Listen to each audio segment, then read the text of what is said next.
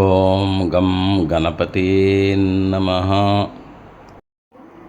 ఓం నమః శివాయ నమః.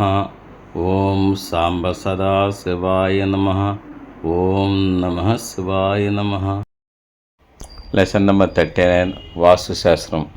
మీ గృహమునకు శుభములను ఇచ్చేవి, అశుభములను ఇచ్చేవి ఏమిటో తెలుసా మీకు?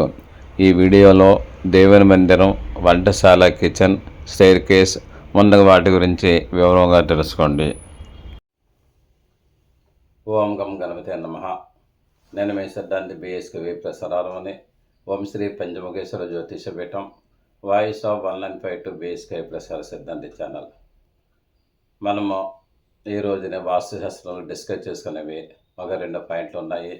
అందులో ఒకటి, మన గృహానికి అశుభమును అంటే చెడ్డను కలగజేసేవి, మన గృహానికి మంచిని కలగజేసేవి ఏంటో 2 పాయింట్లు చెప్తాను.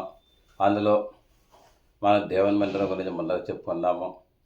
సాధారణంగా అందరూ కూడా దేవుని మందిరం ఎక్కడ పెట్టుకోవాలి అని నన్ను ప్రశ్న అడుగుతూనే ఉంటారు.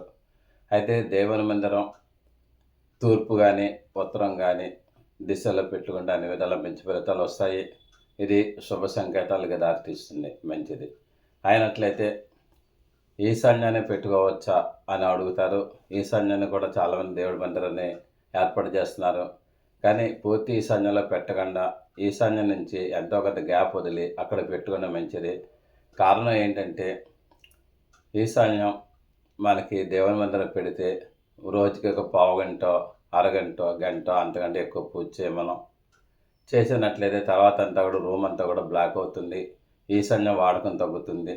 దానివలన ఈశాన్యంలో పెడితే శుభాలు అశుభాలు రెండు కూడా మిశ్రమంగానే వస్తున్నాయి. ఇది చాలామందికి పరిశోధించి నేను తెలుసుకున్న విషయం. కాబట్టి తూర్పు ఉత్తరాల్లో పెట్టుకున్నా మంచిది. ఉత్తర ఈశాన్య కంజంక్షన్లో కానీ తూర్పు ఈశాన్య కంజంక్షన్లో కానీ పెట్టుకుంటే చాలా మంచి ఫలితాలు వస్తాయని నేను చెప్తున్నాను. అయితే ఏ దిశని మనం పెట్టకూడదు అన్నట్టయితే, ఆగ్నేయ దిశలో పెట్టకూడదు, తర్వాత దక్షిణ దిశలో పెట్టకూడదు, నైరుతి దిశలో ఏర్పాటు చేయకూడదు.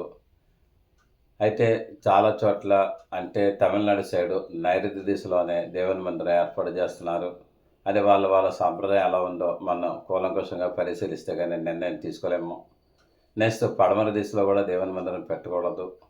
అయితే పడమర దిశలో ఇక సాయిబులు అండ్ మహమ్మడన్స్ నమాజ్ చేస్తున్నారు. నేను ఎందుకు పడమర దిశలో నమాజ్ చేస్తున్నారని నేను వాళ్ళని ప్రశ్న వేశాను. వేసే వాళ్ళు చెప్పిన ఆన్సర్ ఒకటే, మా ఏరియాకి పడమర దిశలో ఉంటుంది మక్కా అన్నారు. మక్కా అటు ఉంటుంది కాబట్టి వాళ్ళు అటు నమస్కారం చేస్తున్నారు. అది వాళ్ళ సాంప్రదాయాలు.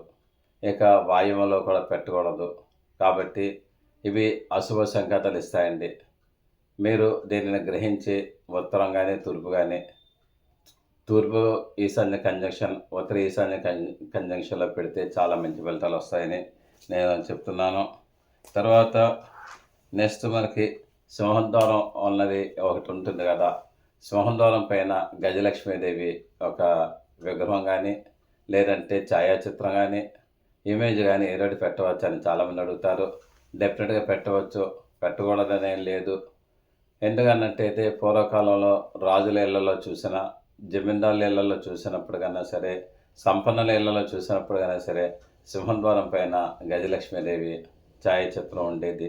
అది అద్భుతమైన ఫలితాలు ఇస్తుంది కానీ ఇవ్వకుండా మానదు.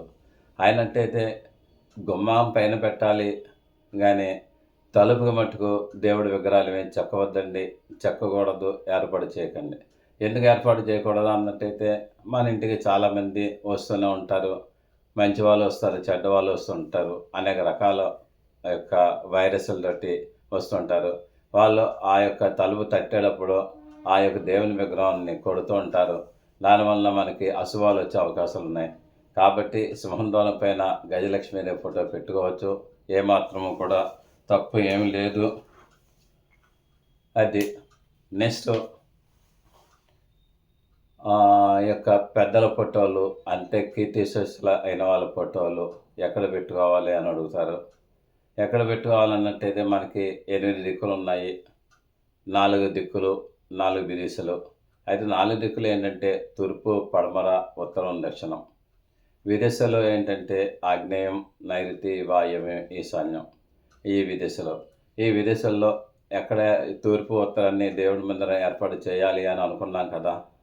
అయితే పెద్దల ఫోటోలు అంటే కీర్తిశేషులైన వాళ్ళ ఫోటోలు ఎక్కడ పెట్టాలన్నట్టయితే దక్షిణ గోడకి పెట్టాలండి. దీనికి హేతుబద్ధమైన కారణం నేను చెప్తాను, శ్రద్ధగా వినండి.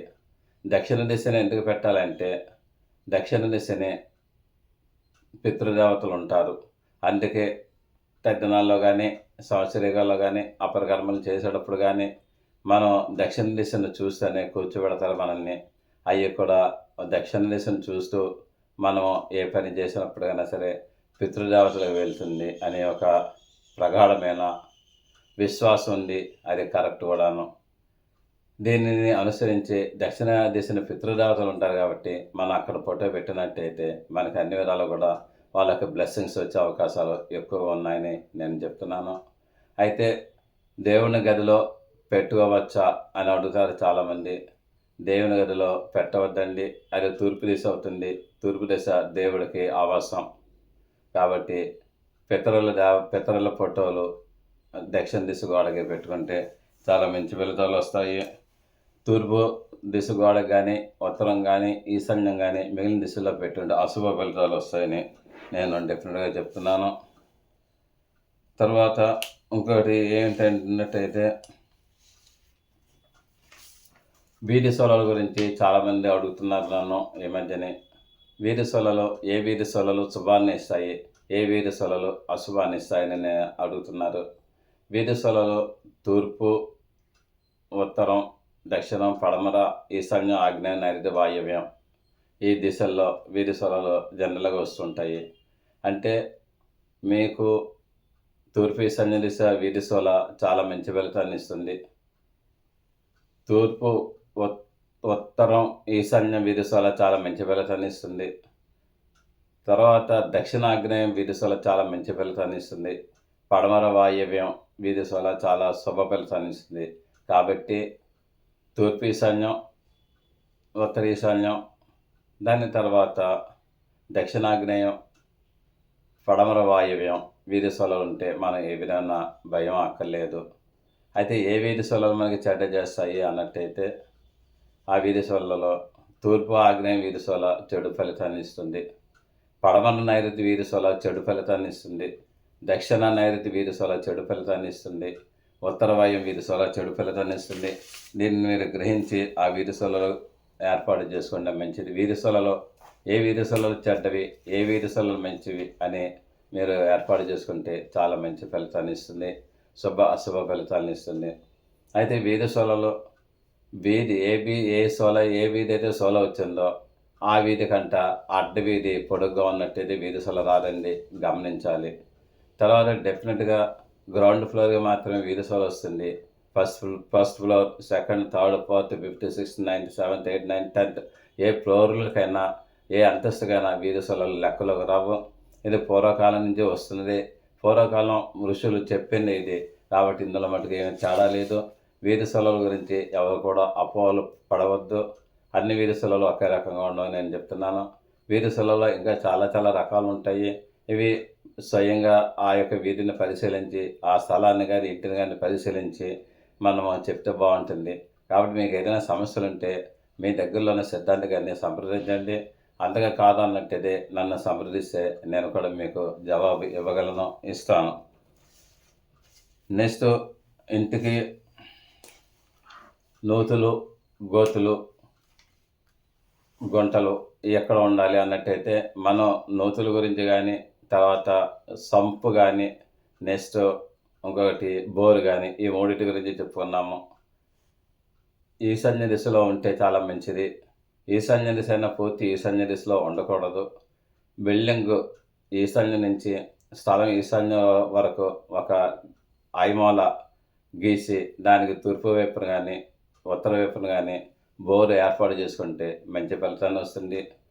తూర్పు దిశని బోరు ఏర్పాటు చేసుకుంటే మంచి ఫలితాన్ని వస్తుంది.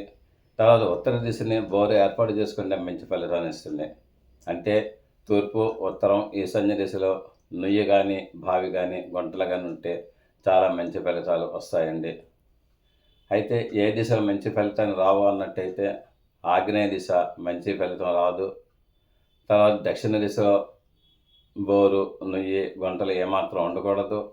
ఇది క్రానిక్ డిసీజెస్, దీర్ఘవ్యాధులు వచ్చే అవకాశాలు ఎక్కువగా ఉన్నాయి. అదేవిధంగా నైరుతి దిశని బోరు కానీ, సంపు కానీ, వేళ్ళు కానీ ఏమీ తవ్వకూడదు. నైరుతి దిశని అలా తవ్వినట్టయితే ఈ యొక్క జీవన్మరణ సమస్య వస్తుంది. ఇంటి పెద్ద కుమారునికి మంచి కాదు, ఇంటి యజమానికి కూడా మంచిది కాదు. అదేవిధంగా పడమర దిశను కూడా బోరు తవ్వకూడదు. ధన నష్టం, కులనాశనం, వంశనాశనం కొన్ని ఇటువంటివి వస్తాయి. అయితే పూర్వకాలంలో పడమర దిశను కూడా బోరు కానీ, నుయ్యి కానీ తవ్వేవారు. అక్కడ వాళ్ళ లెక్క ఏంటంటే వరుణుడు పడమర దిశకి అధిపతి కాబట్టి అక్కడ తవ్వితే మంచిదని వాళ్ళు తవ్వేవారు. అయితే దానికి తగ్గ రెమెడీస్ వాళ్ళు ఏం చేసుకునేవారు నాకు తెలియదు, కానీ మొత్తం అక్కడ కూడా తవ్వి వాళ్ళు ఇది చేసేవారు. ఈ కాలంలో ఆ దిశలో మటుకు ఎవరితో కూడా తవ్వటం లేదు. నెక్స్ట్ వాయువ్య దిశలో కూడా తవ్వకూడదు. వాయువ్య దిశలో తవ్వినట్టయితే, వాయువ్య దిశ అన్నట్టయితే పడమర ఉత్తరానికి కార్నరు, ఆ దిశలో కానీ తవ్వినట్లయితే కోర్టు బాధలు, సమస్యలు అన్నీ కూడా వచ్చే అవకాశాలు ఉన్నాయి. అన్నదమ్ముల మధ్య స్పర్ధలు వచ్చే అవకాశాలు ఉన్నాయి. కాబట్టి అక్కడ తవ్వద్దు. అంటే ఇప్పుడు మనకి అర్థమైంది ఏంటన్నట్టయితే తూర్పు, ఉత్తరం దిశల్లో తవ్వితే మంచిది. ఈశాన్య దిశలో కూడా తవ్వవచ్చు. ఇది శుభ ఫలితాన్ని, అంటే పాజిటివ్ థింకింగ్ని ఇస్తుంది. తర్వాత ఆగ్నేయము, దక్షిణము, నైరుతి, పడమర, వాయువ్య దిశలో తవ్వినట్టయితే అశుభ సంకేతాలు, నెగిటివ్ రిజల్ట్స్ ఇస్తుందని మనం తెలుసుకున్నాము. మీకు ఇప్పుడు అంత కూడా అర్థమైంది కదా. నెక్స్ట్ ఇంకొకటి ఏంటంటే, మీకు వంటశాల అంటే కిచెన్ ఎక్కడ ఉండాలి అన్నది మనం చూసుకోవాలి. ఇది చాలా ఇంపార్టెంట్. పూర్వకాలంలో వంటశాలలో ఆరు బయట ఉండేవి, అంటే సెట్ బ్యాక్స్లో ఉండేవి. ఇప్పుడు ఇళ్లలో ఉంటున్నాయి. వంటశాల ఆగ్నేయ దిశలో ఉంటే చాలా మంచిది. ఆగ్నేయ దిశలో వంటశాలను పెట్టి వంట చేసేవారు తూర్పు ముఖంగా ఉండాలి. ఆ యొక్క స్టవ్ మీకు పడమర ముఖంగా ఉండాలి. అలా ఉన్నట్టయితే మీకు సత్ఫలితాలు ఇస్తుంది, బాగుంటుంది. అయితే వాయువ్య దిశలో కూడా సెకండ్ ఆప్షన్లో వంటశాల, కిచెన్ పెట్టుకోవచ్చు. కానీ ఇక్కడ ఒక మైనస్ కూడా ఉంది.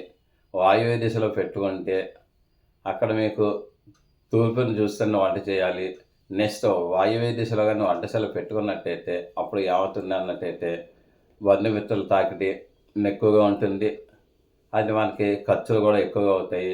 అందుకే ఏంటంటే వంటశాలలో వాయువ్య దిశలో కూడా పెట్టకూడదు, పడమర దిశలో పెట్టకూడదు, నైరుతి దిశలో పెట్టకూడదు, నెక్స్ట్ దక్షిణ దిశలో పెట్టకూడదు, ఈశాన్య దిశలో అస్సలు పెట్టకూడదు. కాబట్టి మీరు దీన్ని గ్రహించి ఈ యొక్క వంటశాలలు ఏర్పాటు చేసుకుంటే చాలా మంచి ఫలితాలు వస్తాయని నేను చెప్తున్నాను. నెక్స్ట్ ఏంటంటే మేడమెట్ల గురించి మనం వచ్చినట్టయితే, మేడమెట్లు ఎక్కడ పెట్టుకోవాలి అన్నట్టయితే, అంటే స్టైర్ కేసు ఎప్పుడు కూడా మనకి నైరుతిని పెట్టుకోవచ్చు, వాయువ్యాన్ని పెట్టుకోవచ్చు, ఆగ్నేయం పెట్టుకోవచ్చు. అయితే ఈశాన్యం పెట్టుకోవచ్చు. అంటే ఈశాన్యం ఎట్టి పరిస్థితుల్లోనూ కూడా మేడమెట్లు పెట్టకండి.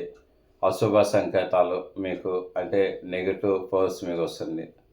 అయితే ఆగ్నేయ దిశలో పెట్టుకున్నట్టయితే మీకు మేడమెట్లు పడమర దక్షిణం చూస్తూ ఎక్కి తర్వాత ఉత్తరం చూస్తూ దిగాలి. ఆగ్నేయ దిశలో పెట్టుకుంటే, నైరుతి దిశలో కానీ మేడమెట్లు పెట్టుకున్నట్టయితే దక్షిణ దిశను చూస్తూ, పడమర దిశను చూస్తూ ఎక్కి తర్వాత తూర్పు దిశను చూస్తూ దిగాలి.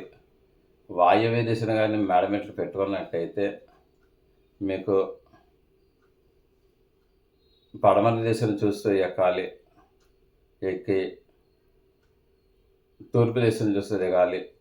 ఈ విధంగా చేసినట్టయితే మంచి ఫలితాలు వస్తాయి.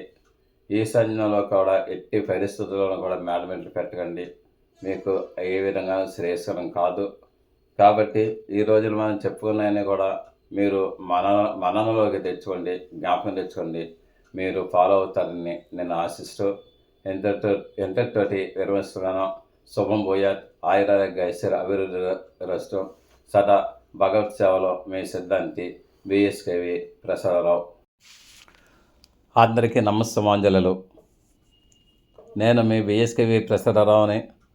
ఈ వీడియో మీకు నచ్చినట్లయితే లైక్ చేయండి, సబ్స్క్రైబ్ అవ్వండి, మీ ఆత్మీయులందరికీ షేర్ చేయండి. మీ అమూల్యమైన అభిప్రాయములను కామెంట్స్ రూపంలో తెలియజేయండి.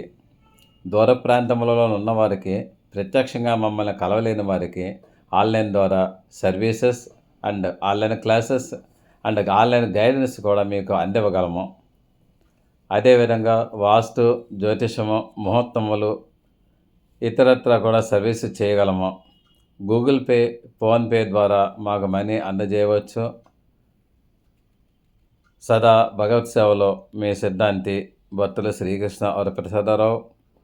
ఓం Shri Panchamukheshwara జ్యోతిషపీఠం, 9440255669.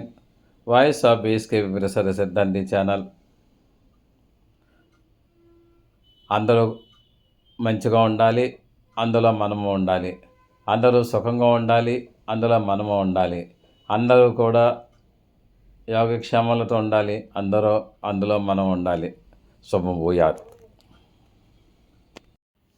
Thank you for your careful reading of this lesson. See you again tomorrow. Siddhanti Bhartala Srikrishna Varaprasad Rao.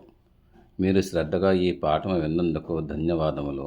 మరల రేపు కలుద్దాం. మీ సిద్ధాంతి భర్తల శ్రీకృష్ణ వరప్రసాదరావు. ఓం నమః శివాయ నమః. ఓం సాంబ సదా శివాయ నమః. ఓం నమః శివాయ నమః.